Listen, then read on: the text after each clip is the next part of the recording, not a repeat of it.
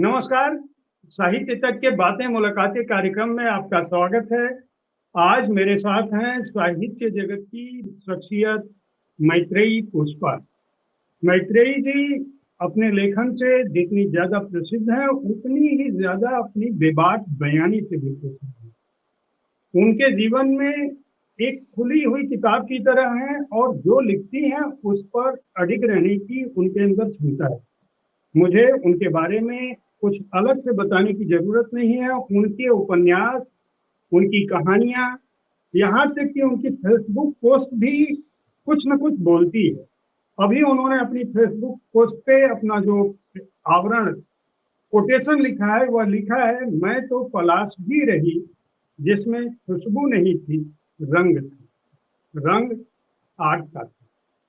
इतनी आग कहाँ से लाती हैं आप में? आग कहीं से लाने नहीं पड़ती।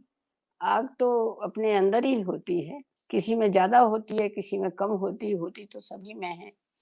कुछ बुझा के रखते हैं, कुछ छिपा के रखते हैं। हम ये दोनों ही काम नहीं कर पाते, हम जला के रखते हैं। क्या बात आपने कही। मैं शुरुआत वहाँ से करना चाहता हूँ।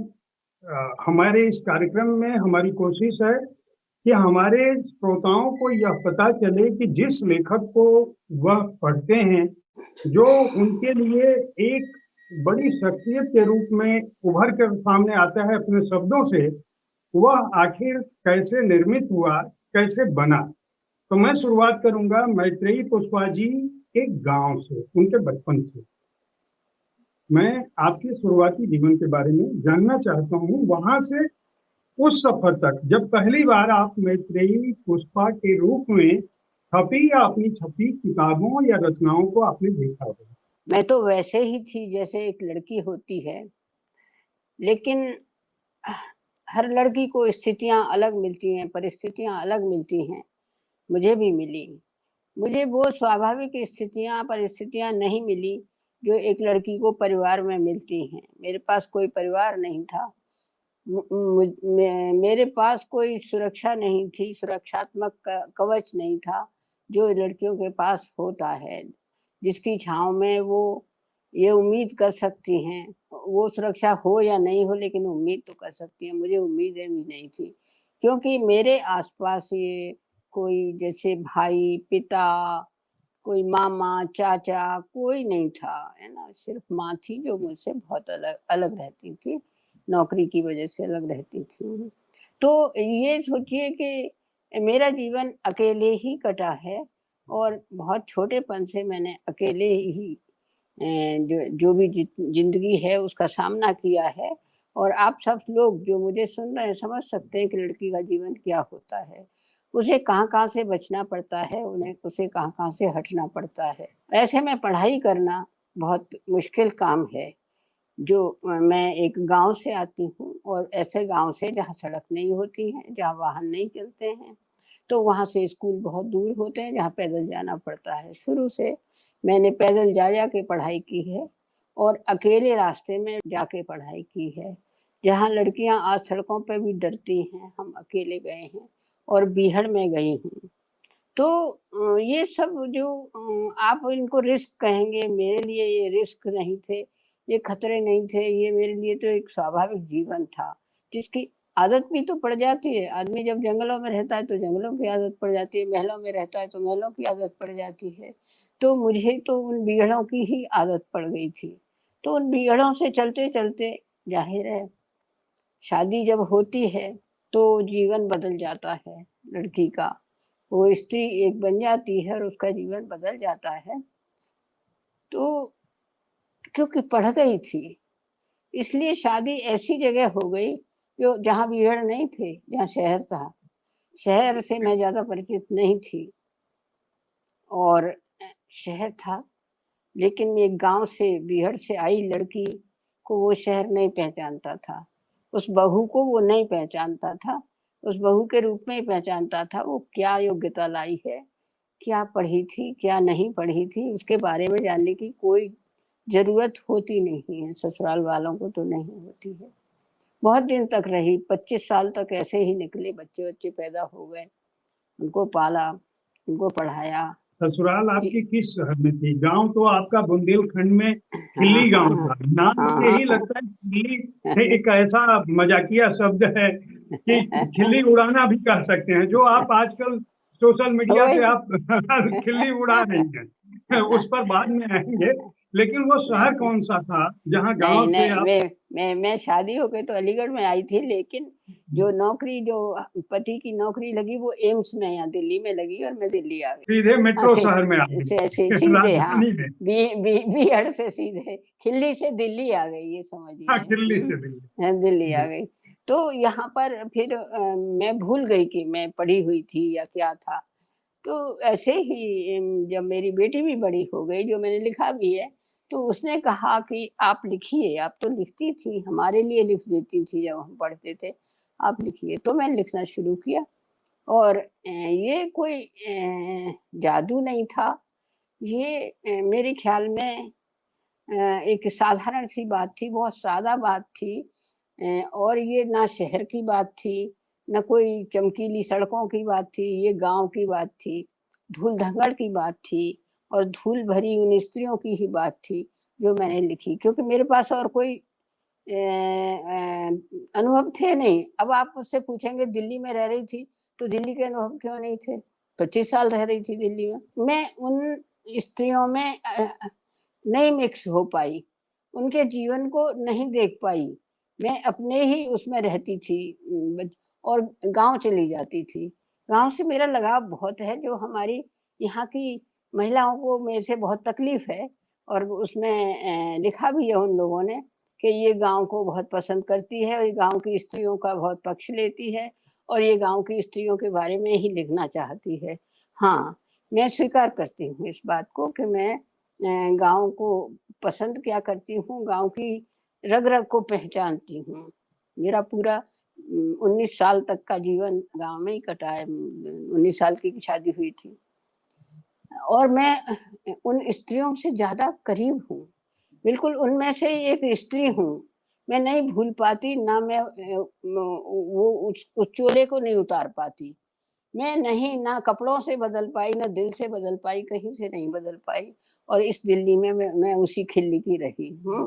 आपको ये पता है कि आप आज के दौर में कितनी चर्चित लेखिका हैं, कहानीकार हैं, कथाकार हैं और उपन्यासकार हैं? मैं आपके सम्मान की बात नहीं कह रहा हूँ। आपकी जो रचनाएं हैं, अपने आप में वो इस बात की गवाही देती हैं कि मैत्रेयी पुष्पा हैं क्या दरअसल। मैं ये जानना चाहता हूँ कि आपकी कहानियों के शीर्षक बड़े अनूठे हैं, बड़े अलग हैं। जैसे बेतवा बहती रही, आपका उपन्यास का नाम है इदन्नमम, चाट, झूठा नट, अलमा कबूतरी, कही इसूरी फाग। आखिर ऐसे अनूठे नाम आप लाती कहाँ हैं? वहीं से लाते हैं जहाँ से आते हैं हम, वहीं से तो लाते हैं और कहाँ से लाएँगे?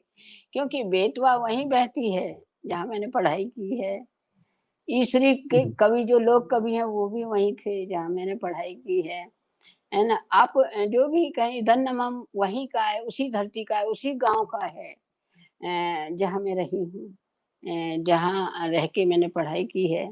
तो जिस मंदा को मैंने देखा जो नायिका है उसकी, वो मेरे जीवन से मिलती-जुलती थी तो वो अलग। ऐसा नहीं है कि वो मैं ही थी, अलग थी, लेकिन लगता था जिस कमरे में से मैं आई थी, उस कमरे में मेरे बाद मंदा आई थी, तो इदन्नमा वहाँ निर्मित हुआ, लिखा उन उसके बारे में लिखा। तो वो सब मेरा कुछ नहीं है उसमें।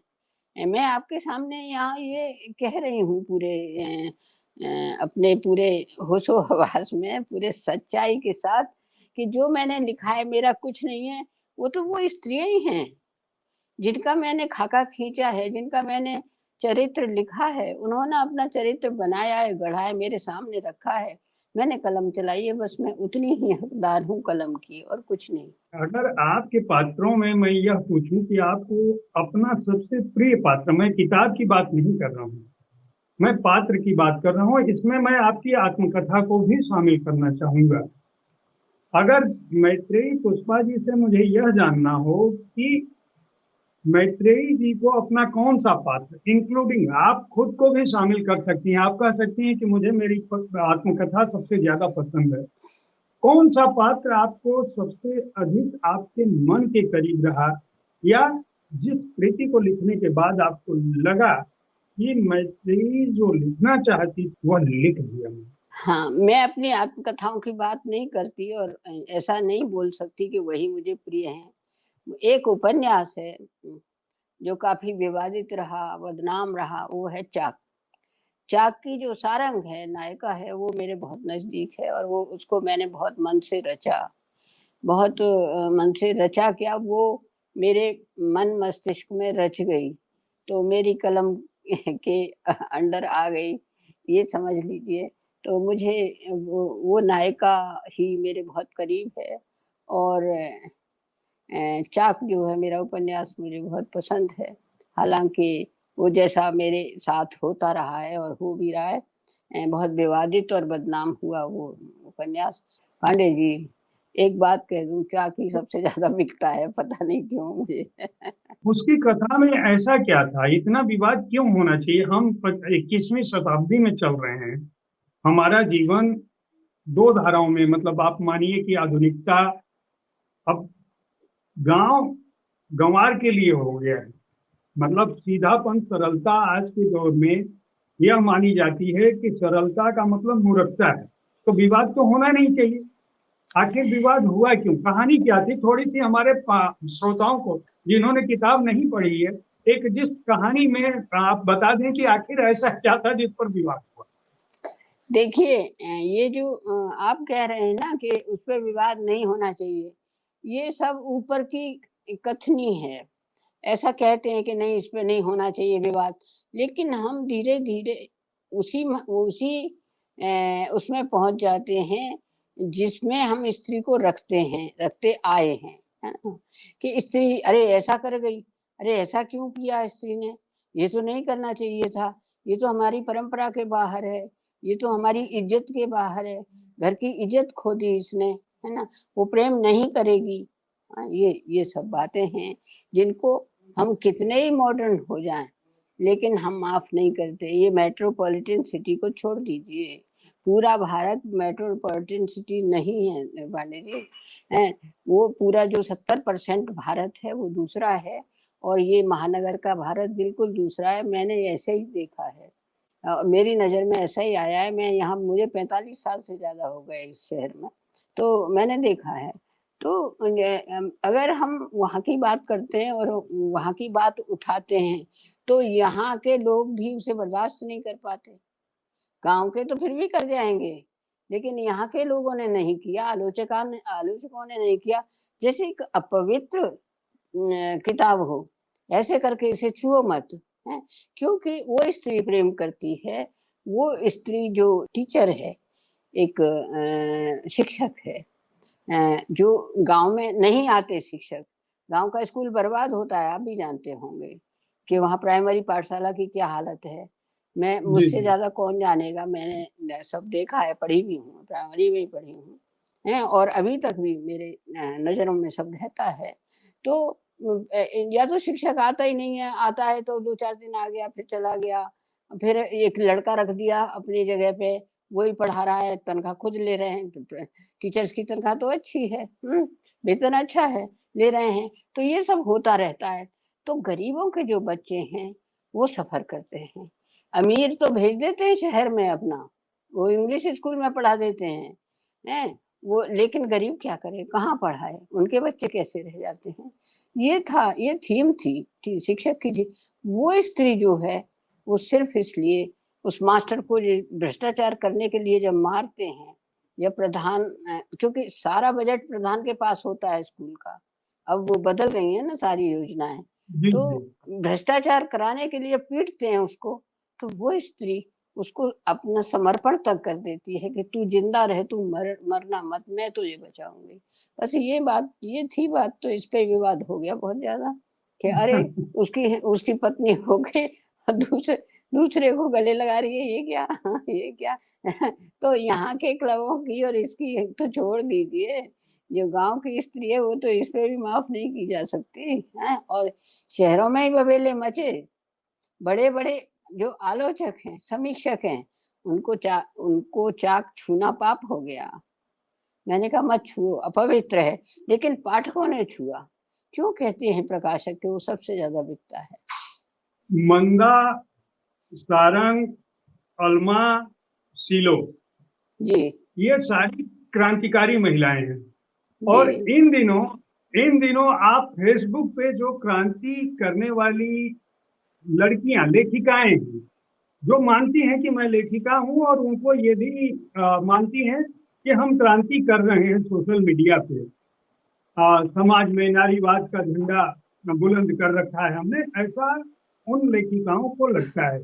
अब मैत्रेयी जी अपने सोशल मीडिया पे लिखती हैं कि जो लोग मैत्रेयी लिखना नहीं जानते, वे लोग, मेरा नाम मैत्रेयी पुष्पा है, जो मैत्रेयी पुष्पा लिखती हैं वे विदुषियां हैं।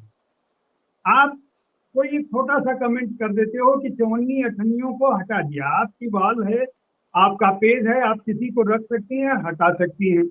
आपने लिखा कि लोग मेरे उपन्यासों में मुझे ढूंढ रहे हैं और मिलान कर रहे हैं, लेकिन भूल जाते हैं कि मैं एक अज्ञात शक्ति की सर्जना हूं और उपन्यासों के पात्र मेरी सर्जना है।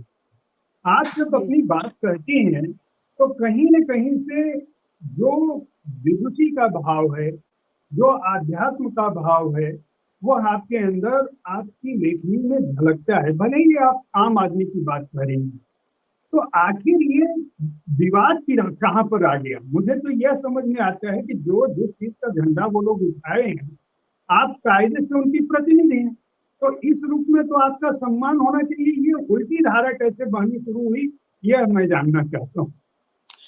हाँ, अगर मैं ये बात कह दूंगी यहाँ पे, फिर ये विवादित हो जाएगी कि ये नकली नारीवाद है यहाँ पर।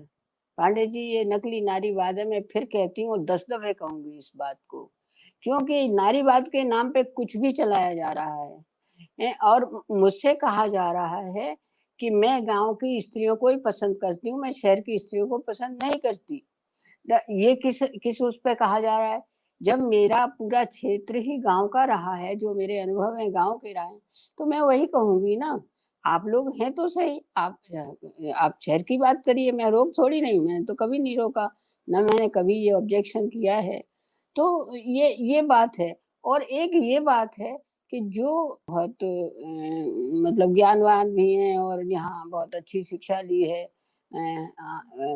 हम हमारी जैसी शिक्षा नहीं है, उनकी बहुत ऊंची शिक्षा रही है, वो भी ये मैत्रेयी लिखना नहीं जानती हैं। और मैत्रेयी कौन है, क्या उसके बारे में जानते हैं?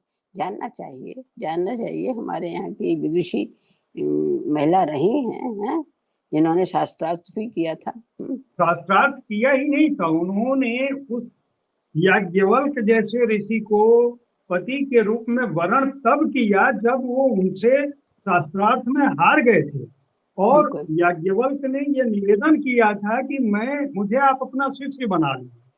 तब जी तब जी जाके मैत्रेयी ने उनको अपने पति के रूप में चुना। बिल्कुल। मतलब वो कोई मैत्रेयी तो सामान्य स्त्री नहीं थी ना, है मेरे सामने दोनों नहीं नहीं, दोनों को, मैं तो, मेरे लिए तो दोनों उसी रूप में हैं। देखिए मैं बता देती हूँ, ये बात भी बता देती हूँ कि जो नाम है मैं कहीं से लाई नहीं हूँ। जो बच्चा पैदा होता है तो 10 दिन बाद नाम रखा जाता है। तो जी मेरा भी नाम रखा गया, और गाँव में पैदा हुई तो गाँव के ही पंडित जी आए, उन्होंने मेरा नाम रखा, उन्होंने एक ही नाम रखा, मैत्रेयी, और कुछ नहीं रखा। ये पुष्पा तो गाँव वालों ने बोलने का रख लिया था कि मैत्रेयी हमसे जी कहा जी। नहीं जाएगा, ये है, वो है। तो कहने लगे तुम जो बोलो बोलने लगो, लेकिन नाम मैत्रेयी है मेरा। जो जन्म कुंडली जिसे कहिए, या जो जी जी। ग्रह नक्षत्र जिन्हें देखे जाते हैं उनको तो मैत्रेयी ही है। तो अब मैं सब ज्यादातर लोग मैत्रेयी, वो भी उनकी गलती नहीं है, वो सोचते हैं मैत्री से बना है मैत्रेयी, हैं? लेकिन उसके बारे में पता नहीं है, जो एक विदुषी थी। ख़ैर, जो भी कुछ है। तो मैं अच्छा, फिर एक और ये चलन आपने भी देख लिया होगा, आपने पढ़ा होगा, आप सारा पढ़ के आए हैं, कि बार-बार ये कहा जा रहा है कि अरे उपन्यासों में तो ये डिफरेंट हैं, उपन्यासों में तो ये है, और यहाँ ये ऐसे वो करती हैं, जो फ़ेसबुक पे लिखती हैं दूसरी तरह से वहाँ। क्या पात्रों में और उसके लेखक में कोई फर्क नहीं होगा। वो वही होगा, वही करेगा जो उसके पात्र कर रहे हैं। उसके पात्रों की परिस्थिति बिल्कुल दूसरी होती है। उस लेखक की जो जीवन है वो दूसरा होता है। तो वो अपने जीवन से, अनुभव से भी तो कुछ लेगा कि नहीं लेगा। तो वो यहाँ भी उपन्यास ही लिखेगा क्या? वो ये फेसबुक पे मैं कहानी और उपन्यास लिखूं क्या? जो मुझे दिख रहा है वो मैं लिखती हूँ। और वही मुझे जिस पे बवाल हुआ, वही मुझे मैंने यही कहा कि जो स्त्रियां हैं वो कामकाजी हैं, ठीक है, तो उनका वो बहुत दुख रोती हैं। मैंने बहुत देखी है, मैं एक का किसी का उदाहरण नहीं देती कि नहीं हम इतना काम करते हैं, वहाँ काम करके आते हैं और फिर घर में काम करते हैं और मतलब हमारे हमारे तो जो मेहनत की इंतहा ही नहीं है। तो मैंने कहा तुम ये दुख मत दिखाओ, उसका वेतन तुमको मिलता है।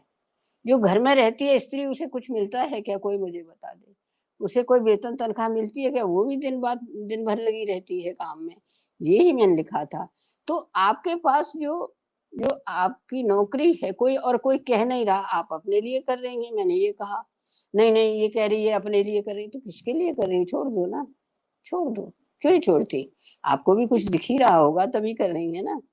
तो ये सब बातें हैं। ये बिना बे सिर पैर की बातों का क्या तो मैं आंसर देती, क्या करती? मैंने दिया ही नहीं। फिर कहो जो कहना है। नहीं तो ये मतलब देखिए, दो सवाल आपकी बात से उभर कर आते हैं सामने। एक, मैत्रेयी पुष्पा जो महिलाओं को शक्ति देने या उनके संघर्षों को या उनकी पीड़ाओं का वो स्वर देती हैं अपने उपन्यासों में। वही मैत्रेयी जी घरेलू महिला को तो आदर की नजर से देखती हैं, उसके श्रम को सम्मान देती हैं।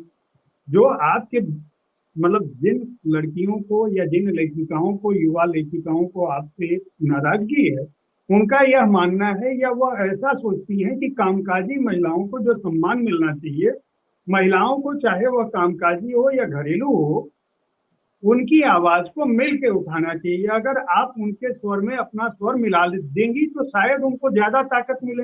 हो सकता है वो ऐसा सोच के आपके लिए लिख रही हैं। क्या वो ताकतवर नहीं है? मेरी भी 3 लड़कियां हैं और तीनों नौकरी करती है, तीनों डॉक्टर हैं। क्या वो ताकतवर नहीं है? उनके लिए मैं कौन सा स्वर उठा दूं? पढ़ा दी, लिखा दी, उन्होंने नौकरी की, वो बिल्कुल सबल हैं। तो इन सबल महिलाओं के लिए मैं और स्वर उठाऊं, और जो जो घर में है, जो सबकी सेवा कर रही है, उसके लिए नहीं उठाऊं? ये तो गलत बात है ना। उसकी मेहनत को भी मुझे महत्व देना होगा। मेरे लिए स्त्रियों में इतना फर्क नहीं है कि अच्छा, एक और बात उसे भी ले आइए, मैं लाती हूँ अगर आप नहीं लाते। मैंने कहा कि सुबह ही आप तो निकल जाती हैं लक-दक सी गुड़िया बन के, हैं? और जो घर में रहती है उसे बेचारी को नहाने-धोने का भी होश नहीं रहता, वो काम में लगी रहती है। तो उसकी भी मेहनत कोई कम नहीं है। तो अब तो लक-दक गुड़िया पे तो आफत आ गई। तो उन्होंने बदले में क्या लिखा? क्या लिखा? कि घर की औरत जो है वो छम्मक-छल्लो बन के जाती है। आप शब्द भी तो देख लीजिए। लगभग गुड़िया तो इतना बुरा नहीं था जितना छम्मक छल्लो बुरा है। उन्होंने ये कहा। तो उनकी योग्यता ये है, उनकी पढ़ाई लिखाई ये है, उनकी भाषा ये है, उनकी सभ्यता ये है। तो ठीक है, वो उनकी सभ्यता उनको मुबारक, उनका सोच उनको मुबारक। लेकिन जिनको जो कर रही हैं काम, ठीक है, काम की सबकी वैल्यू है, सबका महत्व है, हम सबकी इज्जत करते हैं।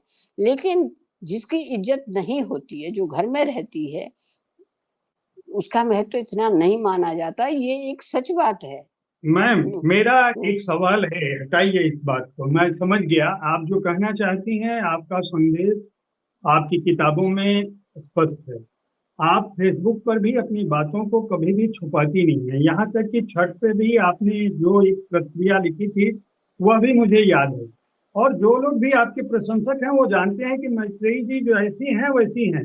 मैं आपके जीवन में प्रेम के बारे में जानना चाहता हूँ कि प्रेम पर आपके विचार क्या हैं, और जो पहला क्रश आपकी जिंदगी में हुआ था डॉक्टर साहब के अलावा, या जी, उनके जीवन में जी, आने से पहले या बाद जी। में, हाँ जी। वो क्या था, कुछ था? नहीं, नहीं, नहीं, जो जिन्होंने गुड़िया भीतर गुड़िया पढ़ा होगा, कस्तूरी कुंडल वैसे पढ़ा होगा, मैंने सारा उसमें खोल दिया है, कुछ भी नहीं छुपाया। जब हम लड़की होते हैं, मेरी सारी पढ़ाई लड़कों के साथ हुई है, लड़कियों के साथ नहीं हुई। और मैं एक लड़की थी और सारे लड़के थे, ज़्यादातर क्या सारे ही लड़के थे, है ना? अपनी क्लास में भी एक ही लड़की थी, अपने स्कूल में और तो बहुत छोटी-छोटी थी, कोई छठी में कोई मैं एक थोड़ी बड़ी लड़की में मैं ही थी। तो पूरे स्कूल के टीचर, लड़के, लड़कों के निशाना मैं ही थी, है ना? और वो स्कूल कोई शहर का नहीं था, वो स्कूल एक कस्बे का था, तहसील लेवल के कस्बे का था और हम गाँव से आते थे 10 किलोमीटर दूर से, हुँ? तो सबकी नज़रों में आते थे। यहाँ तक कि जो बस चलती थी 2-4 उनकी सवारियों के भी उसमें आते थे नज़रों में। क्यों आते थे? कि कभी लड़के की साइकिल पे बैठ के आ जाती थी, तो वो भी अजूबा था। अरे, अरे! देखो ये लड़की लड़के की साइकिल पे बैठ के जा रही है और आगे बैठ के जा रही है, जो आगे का लट्ठा होता है ना उसपे बैठ जाती थी। तो तो मुझे ये कभी ये नहीं रहा संकोच। मेरे स्वभाव में ही नहीं है कि मुझे यहाँ बैठना है, यहाँ नहीं बैठना, ये लड़का है, ये लड़की है, कभी मेरे अंतर नहीं रहा। आप जो पूछ रहे हैं मैं अब उस पॉइंट पे आती हूँ। ऐसा कौन है जिसे कभी प्रेम नहीं हुआ हो, हैं? पशुओं को भी आपस में प्रेम हो जाता है, हैं? तो ऐसा कौन है कि और किशोरावस्था आए तो फिर वो सारे जो हार्मोन्स हैं और सारा जो प्रेम का चक्कर है वो चलता है, ऐसा नहीं है। मुझे भी हुआ और जो जिसने किया उसने भी किया और तो ये एक स्वाभाविक बात थी। मुझे भी चिट्ठियाँ मिली, मुझे भी अच्छा लगा। पहले तो थोड़ी डरी कि अरे, अरे! चिट्ठियाँ लेकिन जो कहते हैं नहीं-नहीं चिट्ठी आ गई, ये हमें बुरा लग रहा है ये, मुझे तो नहीं लगा बुरा। लोग ऐसे कहते हैं, झूठ बोलते हैं, मुझे तो बहुत अच्छा लगा था और मैंने सँभाल के रखी थी और आपको मैं बता दूँ कि मैं शादी तक मैं वो चिट्ठियाँ लाई थी। मैंने पति से भी नहीं मैंने पति से भी नहीं छुपाई। हुँ। वो नहीं आता मुझे, छुपाना नहीं आता कि मैं चिट्ठियाँ छुपा दूँ, फाड़ दूँ, मैंने फाड़ी भी नहीं, अभी भी रखी हैं, हैं? उस ज़माने की, सोचिए मैं 12th में पढ़ती थी शायद तब की हैं। तो अभी भी है मेरे पास, मुझसे नहीं फाड़ी जाती, मुझसे नहीं जलाई जाती। उस प्रेम को कैसे जला दूँ जो इतना मासूम था, हुँ? तो मैंने उनको बता दिया, उन्होंने भी कुछ नहीं कहा, मैंने लिखा भी है कि उन्होंने कहा कि अच्छा कोई बात नहीं, हमें भी चिट्ठी लिख देना और मैं उन्होंने मुझे गिफ्ट में सेफर्स पेन दिया था फिर। कोई पति होगा, आग बबूला हो जाते हैं पति तो। लेकिन मुझे पति भी पति भी ऐसे ही मिले आपको कि पति उन्हों नहीं प्रेमी मिले। वही वही बात है, हो सकता है।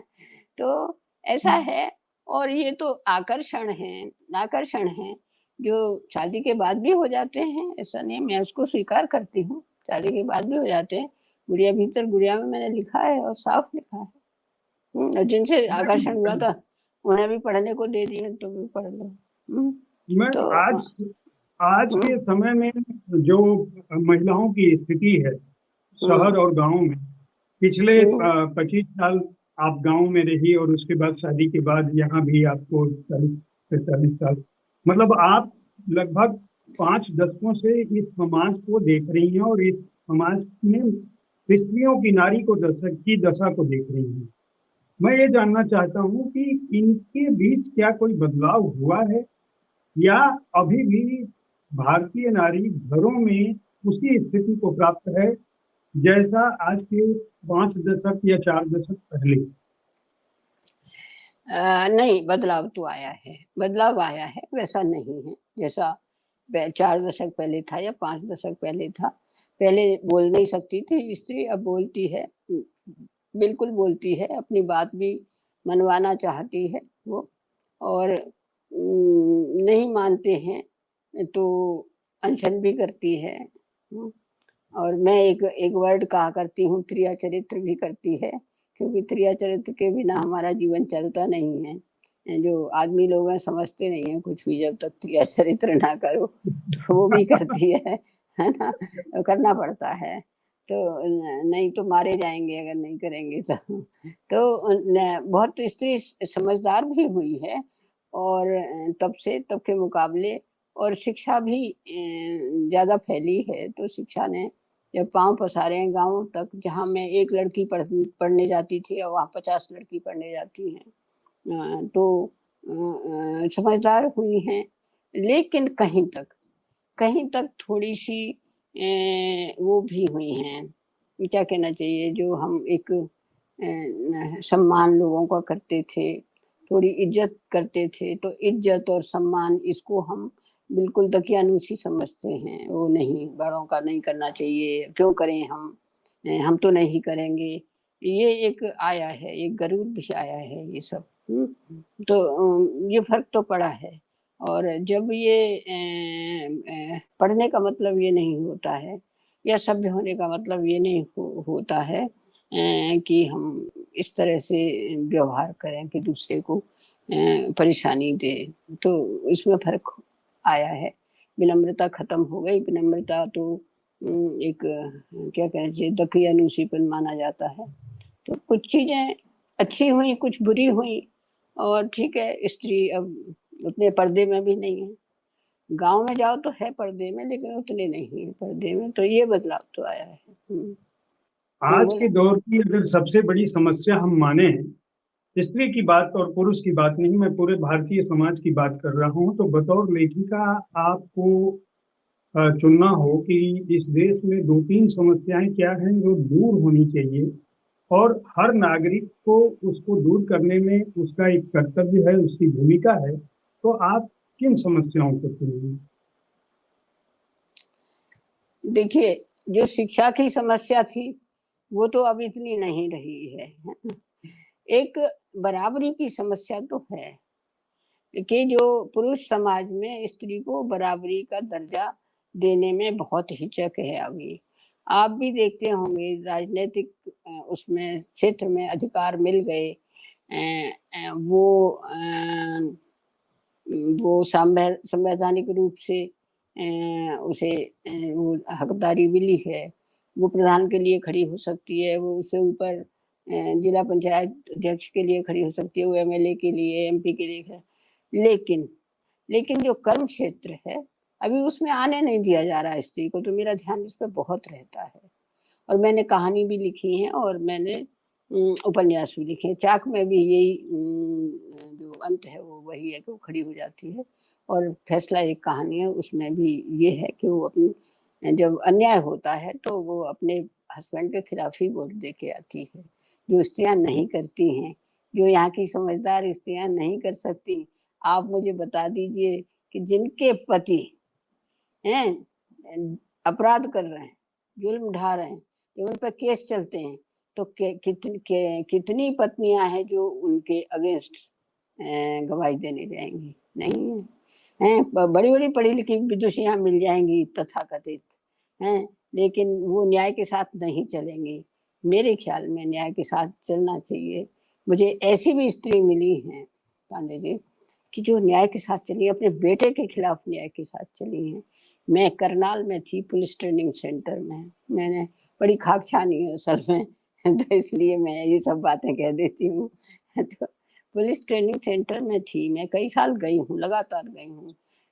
वहाँ की जो कैदी महिलाएं, उनसे मिली हूँ, जो जिन्होंने जुल्म किए उनसे मिली हूँ, जो ट्रेनिंग ले रही थी लड़कियां उनसे मिली हूँ, और फाइटर की डायरी लिखी मैंने, गुनाह बेगुनाह लिखा, 2 किताबें लिखी मैंने उस पे। तो मुझे वहाँ मिली, और मुझे ताज्जुब लगा, तुम अपने बेटे के खिलाफ वो दे आई गवाही?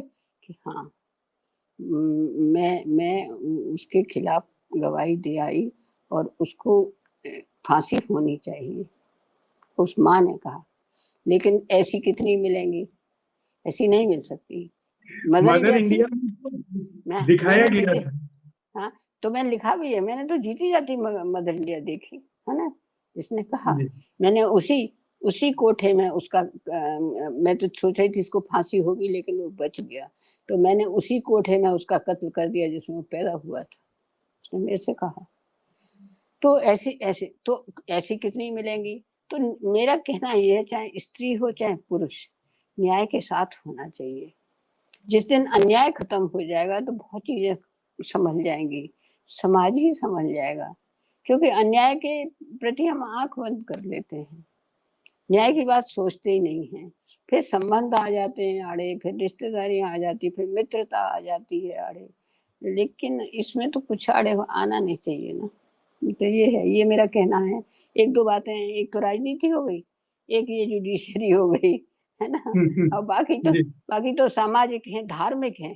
हाँ, आप धार्मिक पे ले आइए, जो रोज़ में बवंडर मेरा मच जाता है कि हम इतने पढ़े-लिखे होके हम बहुत सभ्य बनते हैं और हम इतने सुधारवादी बनते हैं और हम नारीवाद चला रहे हैं और ये और वो।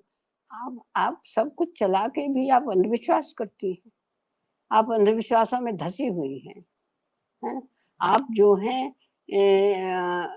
उसको उसकी कहानी नहीं खोलती, ये नहीं सोचती, उन सत्य को नहीं देखती कि इसमें है क्या? हमारी सारी धार्मिक कहानियाँ, हमें जो व्रत उपवास रखवाए जाते हैं, वो सारी भयदायिनी हैं। हमें बहुत भय दिखा-दिखा के फिर उपवास रखे हैं। अभी तू करवा चौथ है, तू खा लेगी, तेरा पति तभी मर जाएगा। ऐसा होता है क्या? आप जो सत्य है, जो वास्तविकता है उसे तो समझो, लेकिन हमारी पढ़ी-लिखी तथाकथित सभ्य सुशिक्षित स्त्रियाँ नहीं समझती, बिल्कुल नहीं समझती। वो सच-सच, अब मैं इसको कह देती हूँ तो नाराज़गी हो जाती। सज-संवर के ब्यूटी पार्लर में 7 दिन लगा के तब वो बैठ जाती हैं वहाँ पे अपना करवा लेके। ढोंग, पाखंड, जिस दिन इनको छोड़ देंगी उस दिन वो शिक्षित बनेंगी।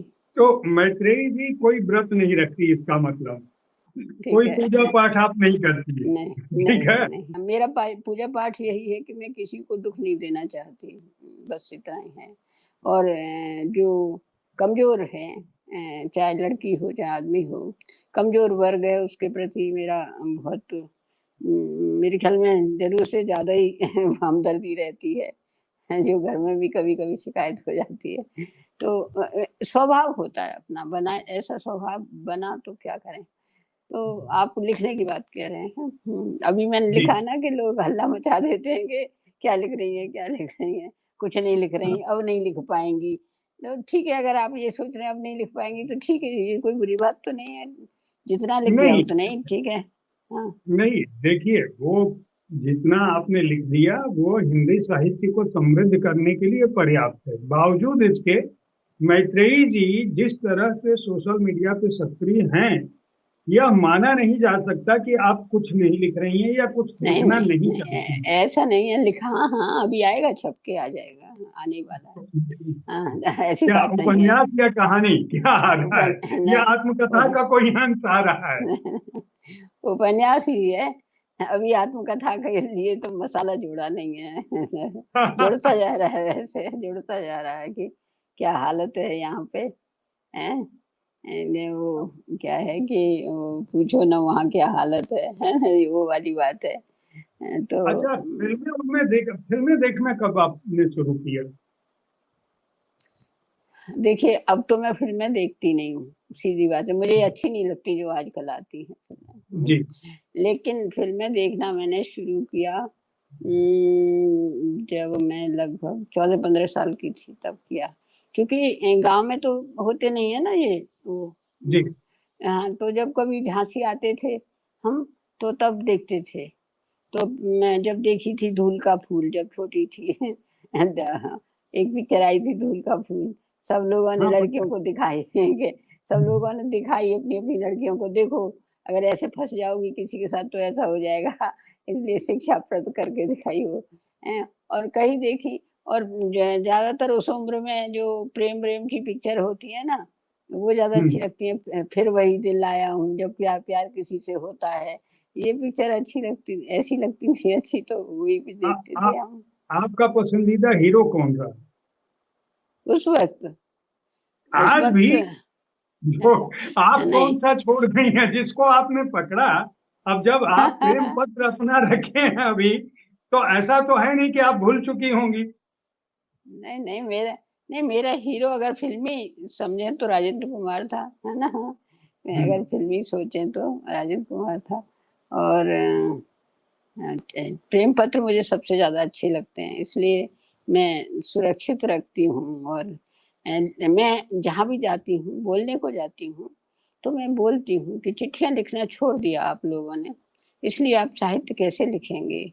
साहित्य की तो शुरुआत चिट्ठियों से ही होती है और मुझे तो मैंने लिखा है अपनी आत्मकथा में कि वो प्रेम की वो कविता ना मिलती मुझे तो मैं नहीं बनती साहित्यकार, ना मैं कुछ लिखती। मुझे तो ये लगा था ये लड़का लिख रहा है तो मैं क्यों नहीं लिख सकती, मैं लिखती हूँ। हाँ, लड़के ने तो मुझे चुनौती दे दी इतनी अच्छी लिखी। हालाँकि वो प्रेम पत्र ही था।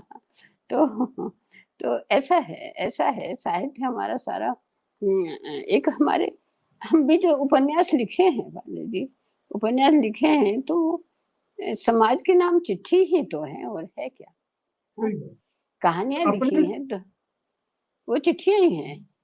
अपने समकालीन कथाकारों में या पुराने कथाकारों में आपको कौन सबसे ज्यादा भाता है? किसकी लेखनी आपको प्रभावित करती है या किसको आप पसंद करती हैं कि नहीं यह श्रेष्ठ लेखन है या श्रेष्ठ लेखन? मैं नहीं वाला तो क्या बोलूँगी, वैसे तो मुझे हर हालत में रेणु पसंद है, चाहे नए समझ लीजिए, चाहे उन्हें पुराने समझ लीजिए। उनकी कहानियाँ, उनके उपन्यास 5-6 शायद उपन्यास लेकिन मैं 2 ज़्यादा मेरे करीब हैं। मेला आंचल और प्रति परिकथा है ना तो उनको मैंने बहुत पढ़ा है। प्रेमचंद भी मैंने पढ़े हैं, सभी को पढ़ते हैं जब साहित्य में आते हैं तो सबको पढ़ते हैं। स्त्रियों में तो मैं नाम नहीं लूँगी और मैं कौन पसंद है ये भी नहीं बता सकती। नहीं कुछ में मेरा क्योंकि मेरा क्षेत्र ही दूसरा है ना? मेरा क्षेत्र दूसरा है और एक बात और जोड़ती हूँ, डरती तो नहीं हूँ इन बातों से। कुछ चीज़ें मुझे मेरे भी लेखन में लोगों को लगेंगी और लगनी चाहिए और वो कह सकते हैं इस बात को। मैं भी कह रही हूँ, कुछ चीज़ें मुझे बहुत बनावटी लगी, है ना? स्त्रियों की बात कर रही हूँ, है ना? तो जी, जी। मेरे मेरे गले नहीं उतरी। कहीं यू टर्न ले गए हम, कहीं कुछ हो गए तो ये मैं नहीं समझती हूँ कि एक नायिका चले फिर यू टर्न लेके वहीं पहुँच जाए। तो ये कोई चलना नहीं हुआ। इससे तो ना चले तो ज़्यादा अच्छा है। हैं? फिर फिर एक और मैं इशारा ही करूँगी, एक और कि हम जो दम भरते हैं कि हम तो फाइनेंशियली इंडिपेंडेंट हैं, आर्थिक आत्मनिर्भर हैं हम तो, है ना? और होना चाहिए स्त्री को, हैं? स्त्री के पास अपना घर भी होना चाहिए, हैं? तो फिर और पति से अलग हो तो हो जाना चाहिए, ये भी है। ये हमारा नारीवादी है, पांडे जी हैं। लेकिन हाँ, लेकिन फिर भी हम उसी राह पे क्यों चलने लगते हैं जबकि हमारे पास बच्चा भी है, उसकी भी नहीं सोचते कि उसी राह पे क्यों चलने लगते हैं जो हमें परतंत्रता की ओर ले जाती है, गुलामी की ओर। हम दूसरे आदमी की ओर चल देते हैं। फिर उससे हम प्रताड़ित होते हैं, ब्लैकमेल होते हैं। फिर अपने बच्चे को कहाँ धरें हम उठा के, फिर हम अपने बच्चे से अलग हो जाते हैं। मेरा वो समझ रहे होंगे आप आशय, मैं नाम भी जी, खोलूँ तो जी, आपका बंटी, जी, हैं? जी, वहाँ उसके पास उस स्त्री के पास सब कुछ है, फिर भी जी, उसने जी, दूसरे से शादी की, कोई बुरी बात नहीं है। जब वो जो आदमी है, जो डॉक्टर है, जिससे शादी जी, की है, वो स्त्री जी, को तो अच्छी तरह रखता है, लेकिन उस बच्चे को नहीं देख सकता है। तो जी, फिर जी, वो बच्चे को वहाँ छोड़ आती है, वो बाप से जो बाप था पहला वाला वहाँ छोड़ आती है। जी, तो जी, ये अगर आप ऐसी आत्मनिर्भर हैं, तो लानत है ऐसी आत्मनिर्भरता पे कि आपने बच्चे से बदला लिया, अपने सही से बात। नहीं लिया, हैं? तो मैं जी, यहाँ पे नहीं होती, मैं यहाँ पे नहीं होती। मैं एक छोटी-सी 2 लाइन की आपको बात बताऊँ कि मुझे क्यों प्रभावित करती है, जिसके लिए मैं कोसी जा रही हूँ यहाँ पे। जी, जी, मेरे यहाँ एक जो पानी भरती है ना, वो थी, पानी भरने वाली। वो विधवा हो गई थी और उसने एक आदमी से शादी कर ली थी। उसके पास 5 साल का बच्चा था पहले पति से, विधवा जिससे हो गई, उस 5 साल का बच्चा था।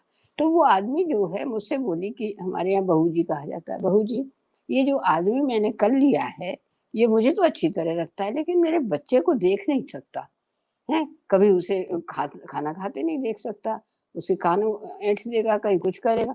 बहू जी मैं बहुत परेशान हो गई हूँ, मैं। तो फिर एक दिन आ गई, 2-3 दिन बाद गठरी-पटरी लेके कि बहू जी मैं तो जा रही हूँ। मैंने कहाँ जा रही है? कहती मैं नहीं रहती इसके साथ और मेरे बच्चे को नहीं देख सकता। तो ऐसे के साथ मैं क्यों रहूँगी? मेरा बच्चा कुछ बोल भी नहीं सकता। तो उसने अपने बच्चे की बाह पकड़ी और बोली उसी की भाषा में, चल लल्लू, 4 हाथ पाँव दिए भगवान ने, मेहनत करेंगे और खाएँगे, हैं? जाको मुँह देखेंगे। मेरी तो नायिका वो होती है, अब बताइए आप। हैं?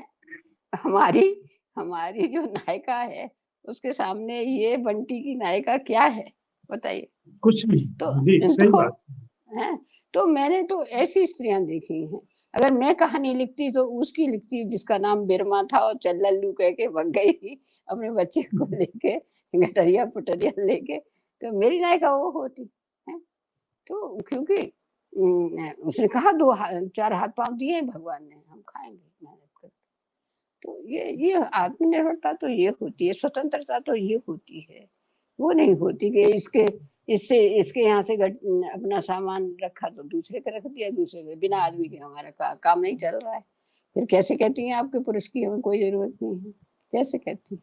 आपसे बात करके बहुत अच्छा लगा मैत्रेयी जी। आप इसी तरह से हँसती खिलाती रहें और सोशल मीडिया पे अपने विचारों से क्रांति करती रहें। अपनी जो सुर्ख रंगत है उसको बिखेरती रहें। हमारी शुभकामनाएं हैं।